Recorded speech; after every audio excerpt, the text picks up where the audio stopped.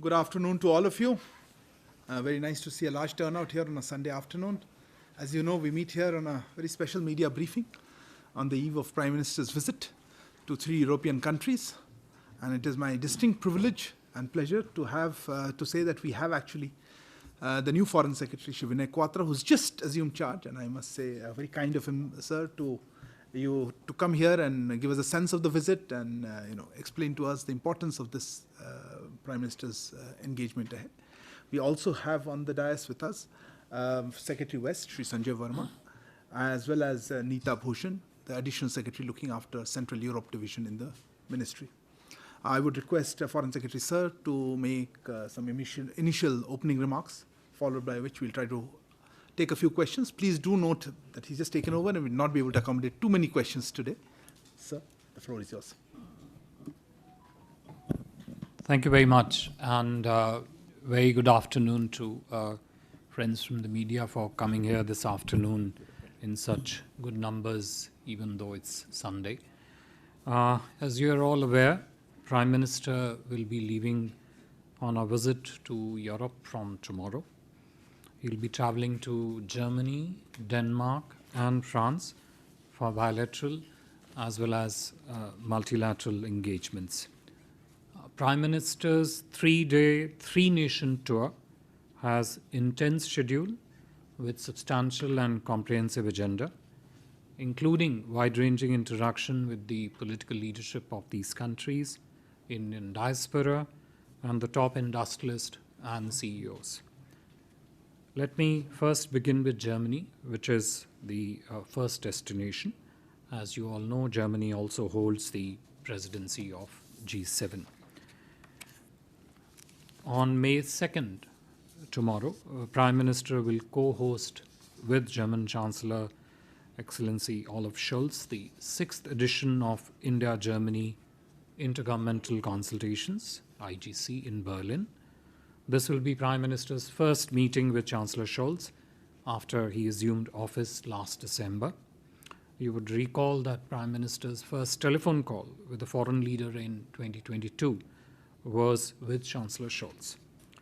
The meeting between the two leaders would provide an excellent platform not only to strengthen the existing multifaceted bilateral partnership, but would also shape and develop an ambitious agenda of cooperation for the months and years ahead between India and Germany, including in the field of development partnership, green agenda, trade investment linkages, and the overall strategic partnership. Let me briefly touch upon the Intergovernmental Consultation Mechanism, whose 6th meeting would be held tomorrow. This is a unique mechanism which brings together several ministers and officials from both sides to engage in bilateral discussions, culminating in a plenary session which is chaired by the two leaders to review, take stock, and assess the cooperation between the two countries across a range of areas, as also to identify fresh areas of partnership. In the plenary session of the IGC, the focus on cooperation is along 3 strands principally. First, foreign affairs and security. 2, economic, financial policy, scientific and social exchange. And 3, climate, environment, sustainable development, and energy. During the IGC, the Prime Minister would be assisted by senior ministers from Government of India, including Finance Minister, External Affairs Minister, and Minister of State for Science and Technology and Earth Sciences. I must mention here that these ministers would also have a separate and substantive program of their own, besides assisting the Honorable Prime Minister in the deliberations of the IGC. IGC would then be followed by a high-level roundtable where Prime Minister Modi and Chancellor Scholz would interact with the top CEOs of both the countries. Prime Minister will subsequently interact and address the Indian diaspora in Germany. As you know, last couple of years of COVID has been a constraint on international travel, so this would be an exciting opportunity for Prime Minister to interact with the Indian diaspora. In the evening, Chancellor Scholz will host a private dinner for Prime Minister. On May 3, after concluding the German leg, Prime Minister will travel to Copenhagen on an official visit at the invitation of Prime Minister of Denmark, Ms. Mette Frederiksen.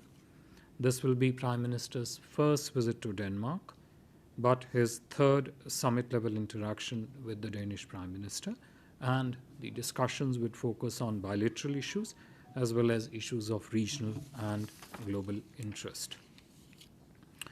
Prime Ministers of India and Denmark would later also interact with the business leaders of both countries under the auspices of India-Denmark Business Forum.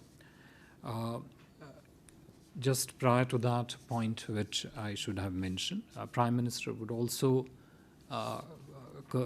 pay a call on Her Majesty Queen Margaret II of Denmark, who would also host an official dinner for the Prime Minister. Like in Germany, in Denmark too, the Prime Minister will interact with the members of the Indian diaspora during a community event. The substance of the partnership with Denmark has many significant pillars, I should say. That includes a green strategic partnership, which is a model of cooperation that focuses on renewable energy, sustainability, and green growth. There is also a joint action plan for 5 years, essentially focusing on the specifics of this partnership, and besides the ongoing cooperation in the field of wind energy, water management, circular economy, shipping, and the smart cities. The visit will be an opportunity for us to also shape new elements of partnership in the field of skill development, shipping, agri-technology, and mobility. On May 4th, Prime Minister will participate in the second India-Nordic Summit with the Prime Ministers of Denmark, Finland, Iceland, Sweden, and Norway. But prior to the start of the summit, Prime Minister will also hold bilateral summit meetings with the leaders of Norway, Sweden, Iceland, and Finland. Broadly speaking, while the specifics of discussions and the outcomes with regard to the Nordic countries and in the summit would emerge later as we continue with the visit, broadly speaking, India's partnership with Nordic countries is structured around 4 to 5 clusters. And these clusters, if I were to list them, would include 1, green partnership; 2, the entire space of digital and innovation economy; 3, economy, trade, and investment linkages; 4, sustainable development; and 5, the partnership relating to the Arctic region. The Nordic Summit will provide an opportunity to take forward the agenda in these clusters forward. I must mention here that India is the only country, apart from the United States, with whom the Nordic countries have summit-level meetings, which I just mentioned. On his way back from Copenhagen on May 4, Prime Minister will make a brief stopover in Paris, France. France, as you know, is an important partner of India in Europe and also holds currently the EU presidency. As you also know, that President Macron has just won a second term, and the India-France friendship and strategic partnership has seen a great momentum thanks to the leadership of Prime Minister Modi and President Macron, as also their close friendship. Prime Minister's visit to France will provide an opportunity for us to carry forward the high-level engagement between the two countries post the French presidential elections. As you know, both countries have continuously nurtured and delivered on the ambition of their strategic partnership, particularly in the areas like clean energy, environment, people-to-people ties, space, digital, manufacturing in high-end sectors, etc. In Paris, Prime Minister and President Macron will hold extensive talks across various formats. Prime Minister would depart France on the same night on the 4th of May. To sum up very briefly, as you would have observed also, Prime Minister's first visit in 2022 factors an ambitious and substantial agenda packed into an intense schedule, and will be happy to share the specific details of discussions and the outcomes during Prime Minister's engagement in these three countries as the visit unfolds. Let me once again take this opportunity to thank each one of you for coming out in strong numbers here this afternoon to attend this special media briefing prior to Prime Minister's departure early tomorrow morning. Thank you again so much. Thank you very much, sir. Thank you for that comprehensive presentation. We'll take a few questions now. Since you're here, sir, ground rules, please introduce yourself and your organization, and we'll try to take one question per person. So let me start. Actually, I just saw your hands. Yeah, please. Yeshi, please. Good afternoon. Congratulations on being the new IFS. Thank you. Looking forward to seeing more of you. I'm Yeshi Seli from the New Indian Express.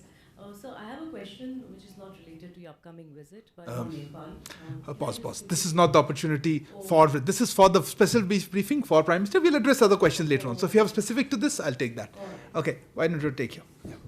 Thanks for the congratulations anyway. Good afternoon, Foreign Secretary, and again congratulations on the first day. And your works on Sunday is a great indication for our country. My question... Your introduction. Yeah, Manish Kumar Jha, I'm editor from Business World, Foreign Affairs and Defense.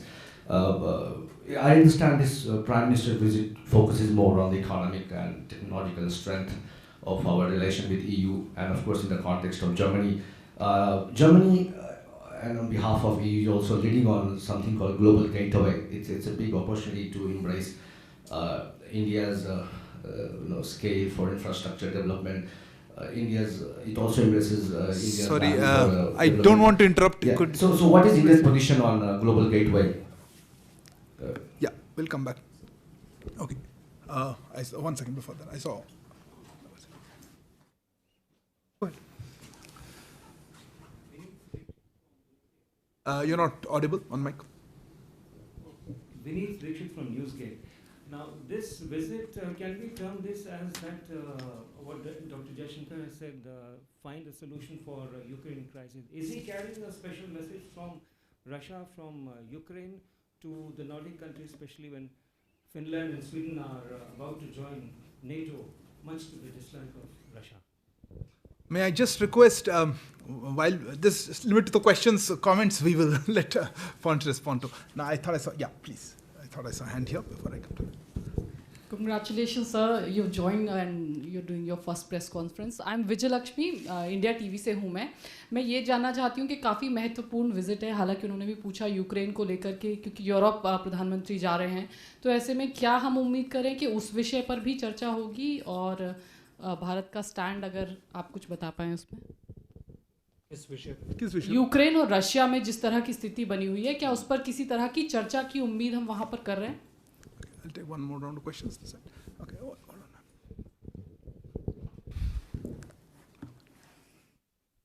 So Sridhar here from the Asian Age. My question is somewhat linked to what the others have asked. The Nordic countries are feeling particularly threatened by Russia. So how important would Ukraine be when as a subject of discussion at the Nordic Summit? May I interrupt here and say, if there are any other questions related to Ukraine, can I have it one shot instead of coming back to that issue? Anybody else on Ukraine? Something different? Yeah, please go ahead. Related question there. Microphone there, please. Sir, congratulations. This is Manas from Press Trust of India, PTI. Sir, in the backdrop of what is happening in Ukraine, the energy security has become a very, very important issue. Actually, it has become part of the national security lexicon. So how do you see, in fact, energy security discussed during Prime Minister's visit to the three countries, particularly with President Macron, as we have a very strong bilateral strategic cooperation with France, and including in the energy sector? Thank you so much. So I'll hand over the floor to you for this round of questions. Thank you very much, and thank you so much for your warm words of greetings and congratulations on my assignment.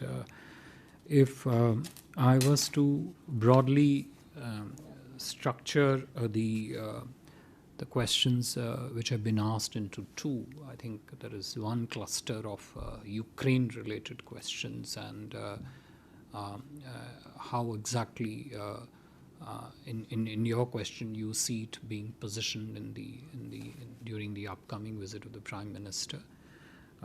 Two, there was one point which was, I think, from Mr. Manish Jha, which was with regard to the global gateway, the larger question of connectivity. And I think one thread which runs through all the questions, essentially relating to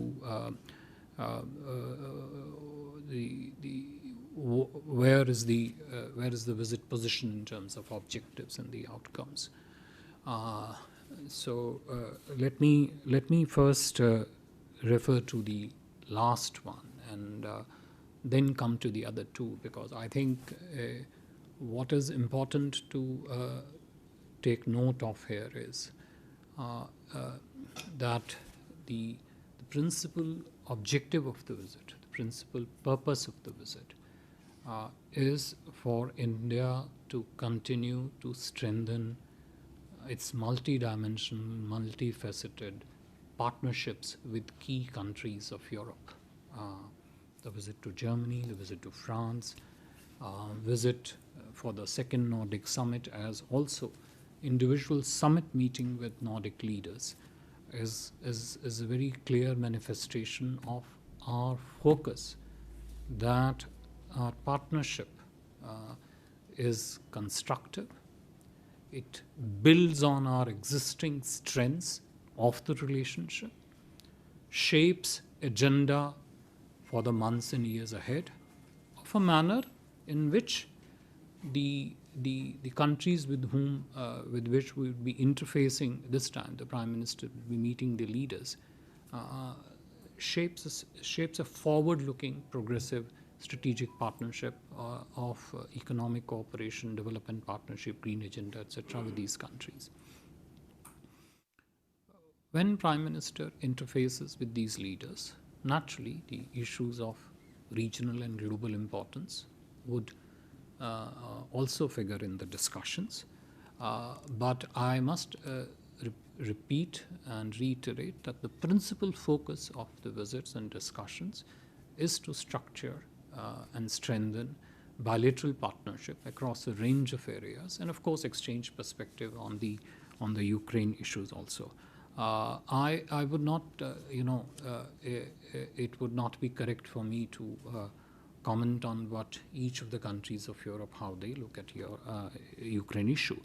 But I think insofar as India's position on Ukraine is concerned, it has been amplified, made clear, enunciated in great detail in multiple fora, and I'll just single out few key elements of it. One, we've always maintained that there should be cessation of hostilities in Ukraine, and two, the path to the resolution goes through diplomacy and dialogue, and I think these three strands pretty much capture what we have to say in Ukraine. And विजय लक्ष्मी जी, आपके प्रश्न के उत्तर में भी मैं इन्हीं तीन चीज़ों के बारे में कहूँगा, क्योंकि आपका प्रश्न भी यूक्रेन से संबंधित है और उसके विषय में भी इन तीन चीज़ों को मद्देनज़र रखना बहुत आवश्यक है.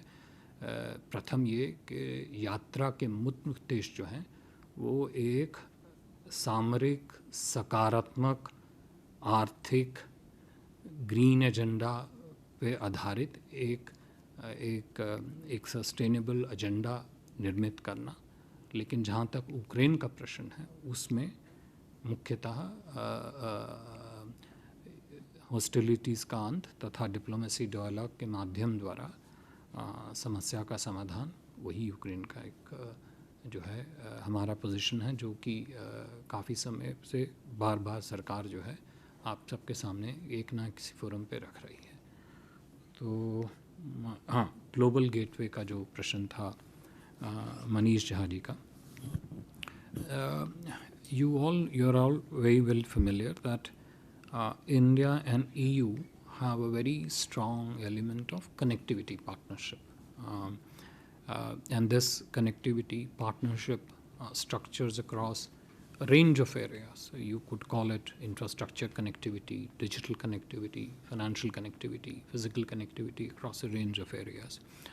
Now, Global Gateway is a EU initiative, and I think that is something on which EU would be far better placed to elaborate on. But I think insofar as we look at it, I think all connectivity initiatives that essentially promote and bring together the countries of the region in a manner which promotes development partnership, which promotes development of connectivity-related linkages between the economies, would always be welcome. Of course, within the overall space of Global Gateway, how individual connectivity projects get structured between the EU countries and India would essentially be a derivative of terms and conditions on which those are shaped and developed. I think that's what I would say on how we look at Global Gateway.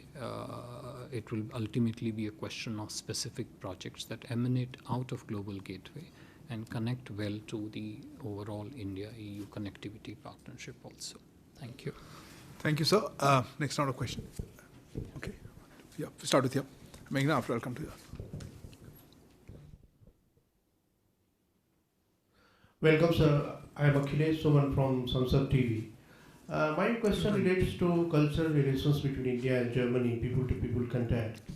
I know Germany for a long time had a different chancellor, and German is quite prevalent in Indian curriculum, Indian schools. Are you going to make any effort so that some Indian subjects, ideologies are promoted in Germany, and some chairs in German universities, so that German people can also know about India in a better way than they are knowing now? Thank you. Meghna? पीछे दे दीजिए. Just. Sir, Meghna Dev from DD News. Sir, wanted to know about the business leaders that both in Germany, that Prime Minister Modi and the German Chancellor will be meeting. Is it some sector-specific business leader, CEO that he's meeting, or if some renowned names are there, if you can divulge in more details? Yeah, why not? No, just one.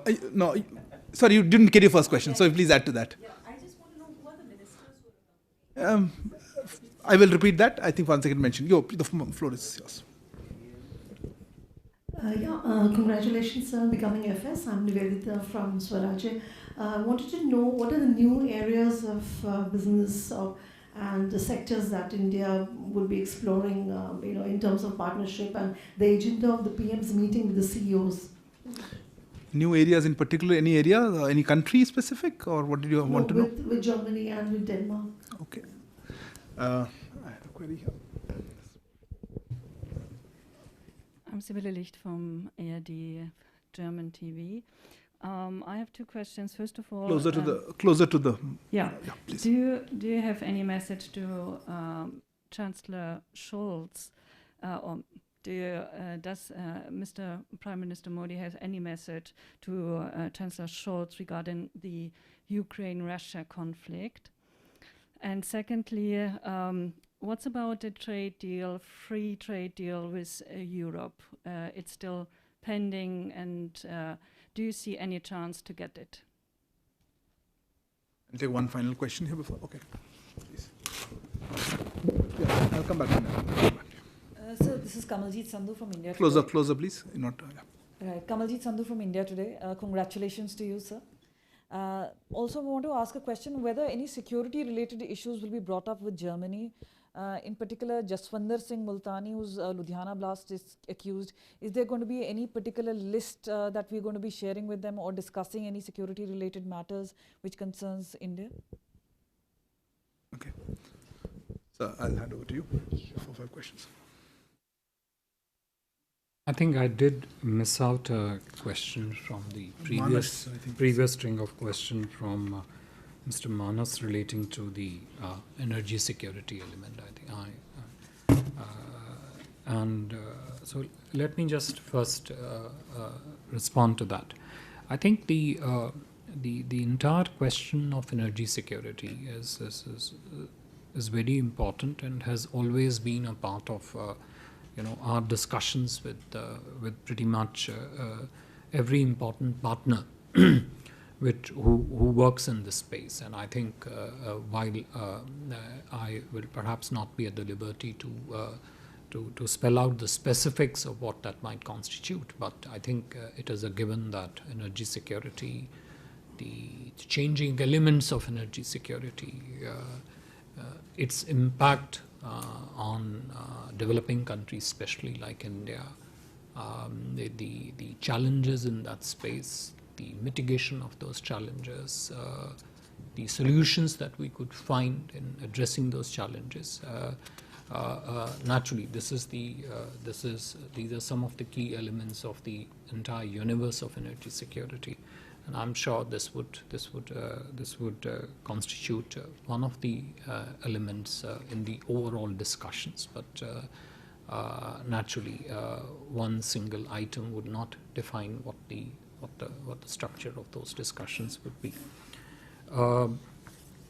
Coming to the questions which on the second round, if I'm just getting it right, one was so we had a query on cultural cooperation from Akhilesh Suman.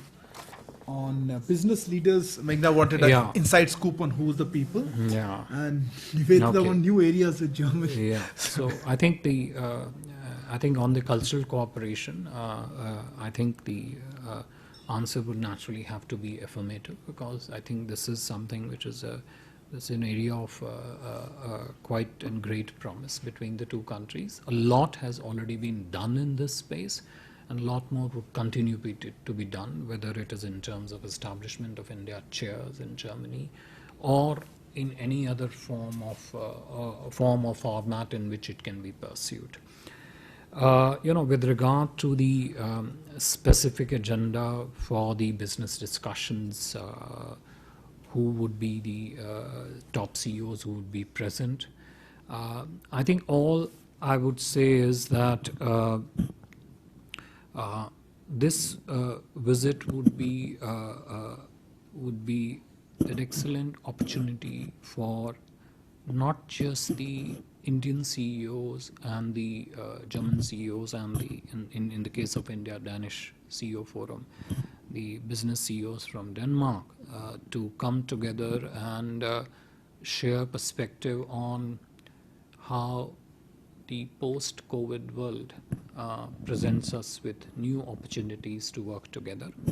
I think it will also be an opportunity for the CEOs to interface with the two leaders to see how, one, the governments and the two businesses can structure much deeper partnerships, new partnerships, partnerships in new domains, so as to speak, and frankly the entire intersection set of opportunities that the previous 2 years of COVID and our experiences from those COVIDs have offered to us. So I think I would perhaps not be able to specifically tell you the details of the individual agenda items, but the idea here is to harness the complementarities of the two economies, number one. And within the complementary to two economies, look at specific domains in which there are precise capacity matches between what the countries in Europe, in this case Denmark and Germany, have to offer and what India has to offer. As you know, there is already a large and substantial presence of the companies, the business companies, both from Germany and from the Nordic countries in India. And likewise, the Indian industry also interfaces very closely, very intensely across the entire range of sectors, whether it's manufacturing, whether it is the services area, whether it is the area of co-design, co-development of product solutions, platform-based app solutions. I think the digital innovation space is actually so seamless, you don't even know where it originates from and where it fructifies. So I think all these in some form or another would naturally figure in the agenda of discussions between the two leaders and the CEOs. But as I said, at this stage, it may not be appropriate to list out these specific agenda items. I think on the Prime Minister's message to His Excellency Scholz on Ukraine, I don't think I have already enunciated as to how we look at things in Ukraine, and I'm sure this would be at some level a point of conversation between the two leaders, as it has been a point of conversation between Prime Minister Modi and the previous recent visitors from the EU, including UK Prime Minister, of course not in EU, so UK, and also the EU President who was here recently. So I think at this stage I would limit myself to that. Free trade deal, anything? And on the security issues? Free trade area. I think let me look at the security relationship aspects with Germany. I think the discussions on security, or rather I would say defense cooperation, within that I'll include one elements of security, are an important element of our discussions. A lot of these discussions are also process-based, including the legal processes, but those will definitely, get raised during the discussions and even maybe prior to the discussions. And we have been in constant touch with the relevant authorities on the other side on this matter. Defense per se is something, as I said, which figures importantly in our priorities, but we are looking at it in the terms of co-development, co-designing, co-manufacturing, essentially which links intrinsically to the concept of Atmanirbharta, including in the defense space when we interface with our foreign partners. Which was the last one? Free trade agreement. Yeah, free trade agreement discussions have been going on with the EU, and it is under understanding that there has been a considerable progress in the launch of these discussions going forward, and those discussions will continue so that the specific elements of those launch of discussions, as also the negotiations, can be agreed to and then brought in front of you as and when there is a clear decision on them. Thank you, sir. Just a last couple of questions. Are there any? I think he's running a little bit. Anyway, you had left. Sorry, I see another hand. Ranjana. Okay. Welcome, sir. This is Nainima from The Print. Just wanted to understand, in this visit, are we expecting PM to get an invitation for the G7 summit? Thank you. Ranjana ji.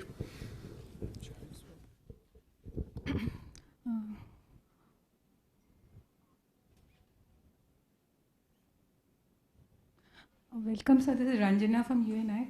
So last time when the French defense minister had come, they had offered India more Rafales. So will that also be a part of the discussions with the French president? And also that Indo-Pacific forum that was held when the EAM went in February. One question, ma'am. Will there be any forward movement on India's participation in the Indo-Pacific, India's participation with the EU in the Indo-Pacific region? Sorry, could you repeat the last part? I didn't also get it. Yeah. As you know, Europe has an Indo-Pacific strategy. Yeah. What exactly did you have in mind on the question? There was an Indo-Pacific forum which the EAM attended in February. So will we see further movement on that, India's participation in that? Indo-Pacific Forum. Okay, and the last one. No, you already asked. Defense related. Hold on. Let me see if there's anybody left. Okay, and you. Okay, आप दोनों का last. Sir, Neeraj news 18 India से, प्रधानमंत्री के साथ जो भी मंत्री जा रहे हैं वो जर्मनी तक दौरे में रहेंगे या डेनमार्क और फ्रांस भी जाएंगे वो लोग?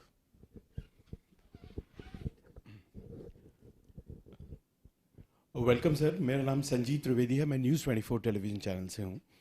सर, एक ये सवाल समझ में नहीं आ रहा है किस तरह से रखा जाए, लेकिन आप इस बात को समझें कि अभी बोरिस जॉनसन साहब आए और इसके बाद प्रधानमंत्री जा रहे हैं फ्रांस, जर्मनी, 3 बड़े देश यूरोप के, और इनके पीछे अलावा इनके नॉर्डिक कंट्री से मुलाकात, ये सब के सब जो देश हैं, ये हमारा जो व्यू पॉइंट है यूक्रेन पर, उससे इतर इनका व्यू पॉइंट है। ये रशिया के लिए क्रिटिकल है, हम नहीं हैं। तो क्या जो डिप्लोमेटिक नाइसिटीज़ होती हैं उसके दायरे में आप ये जो भारत का पक्ष है कि आप तो उनसे एनर्जी के लिए संबंध रखते हैं कायम, और हमें वहाँ से समझाने की कोशिश करते हैं कि हमें क्रिटिकल होना चाहिए, क्या इस बात को भी प्रधानमंत्री रखेंगे? So before I hand over, what you have something quick on what was on defense? On defense. One second, microphone. Sorry, we'll just close it now. Foreign Secretary, you mentioned, so just extend the question further. Any specific collaboration in terms of advanced technology with Germany, because we are looking for marine engine, we're looking for propulsion systems with Germany. So any specific talk which you can hold in context of defense, please? So before I hand over the floor, just a couple of comments before the last set of questions. One, I think Ranjana, you asked about G7. Nanima, you asked about G7. Your presumption is that there's no invitation, right? That's what you're starting with, right? Either way on such events, you know the standard line, since Foreign Secretary is new, there'll be a right opportunity on which you will hear me say a lot of things, hopefully, if the visits, if it actually happens. And the other element which I just thought I'll make a quick comment was on this Indo-Pacific Forum part. I'm not even still sure what you meant, but I'll let Foreign Secretary pass that. And on Sanjeev ji, आपने जो पूछा, Ukraine पे तुम कर चुके थे चर्चा, पर आपने फिर से पूछा तो ठीक है. Thank you. Let me just take first on the defense partnership, because there were two linked questions to that. I think you all are aware that in the overall space of strategic partnership, and including in the field of defense, India and France have a comprehensive and a very substantial partnership. But I think what is important to keep in mind is that the elements of these partnerships actually extend to those parts which are also our key priorities, which I mentioned earlier on in response to a question. They essentially focus on co-designing, co-development, co-production, their manufacturing in India. And I think it would not be correct to position them in terms of simply trade off one particular item or another. So I think that is the space when we talk of defense partnership with these countries. That's the space that we come for, and that is our priority, and that is how exactly we take it up with these countries as part of our thought processes. With regard to जो आपका प्रश्न था कि Ukraine से संबंध में जो एक हमारा मत है और एक जो दूसरे देशों का मत है,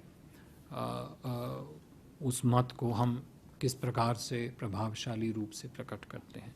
तो देखिए, जैसे मैंने आपसे पहले भी कहा, जहाँ तक यूक्रेन का संबंध है, भारत की जो पोजीशन इसमें रही है वो स्पष्ट रही है. प्रथम कि हॉस्टिलिटीज़ का सेसेशन होना चाहिए. दूसरा, इसका समाधान डिप्लोमेसी और डायलॉग के द्वारा होना चाहिए. और मेरे ख्याल से यह मत बहुत ही स्पष्ट, बहुत ही प्रत्यक्ष रूप से हमारे जो पार्टनर्स हैं, यूरोपियन पार्टनर्स हैं, अंतर्राष्ट्रीय स्तर पे जो बाकी हमारे सहयोगी हैं, उन सबको पूर्णतः से स्पष्ट है. मुझे नहीं लगता कि इसके बारे में किसी प्रकार का कोई संकोच या शुभा होना चाहिए. और जब भी इस विषय में वार्ता होगी, जहाँ भी विषय में वार्ता होगी, मुझे पूर्ण विश्वास है कि हमारे मत की पूर्णतः से स्पष्टीकरण, न केवल स्पष्टीकरण, बस का उसका जो परिप्रेक्ष्य है और उसकी जो महत्वता है और उसके जो सकारात्मक पहलू हैं.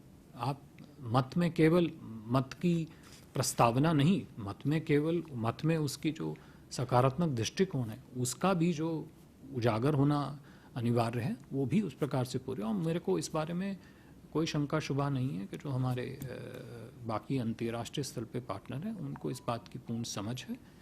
न केवल समझ है, बल्कि आई थिंक इसकी एक डीप एप्रिसिएशन भी सरकार के प्रश्न में है. और क्या था ऑन दी इंडो, हाँ, देखिए, जैसा कि as I mentioned that the, हाँ, तो नीरज जी, जो जैसा कि मैंने पहले भी कहा अपने प्रारंभिक टिप्पणी में,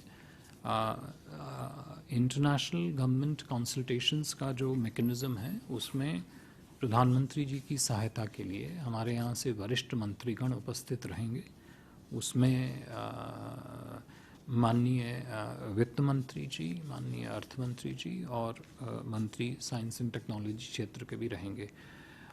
उनमें से मेरे लिए इस समय कहना मुश्किल है कि डेनमार्क के डेलीगेशन का भाग क्या क्या होगा, लेकिन हम ये उम्मीद कर रहे हैं कि उसमें इंटरगवर्नमेंटल कंसल्टेशन का जो फॉर्मेट है, नीरज जी, उसका जो फॉर्मेट है और जो स्ट्रक्चर है उसकी संरचना इस प्रकार से है कि बाकी मंत्रीगण जो है वो उसमें पहले अपनी डिस्कशंस अपने काउंटर पार्ट्स के साथ करते हैं और फिर वो 3 स्टैंड्स में जब डिस्कशन होती है तो उनको प्लीनरी में प्रस्तुत किया जाता है और प्लीनरी का जो निर्देश है वो 2 नेतागण जो है स्पष्ट रूप में मिलके करते हैं।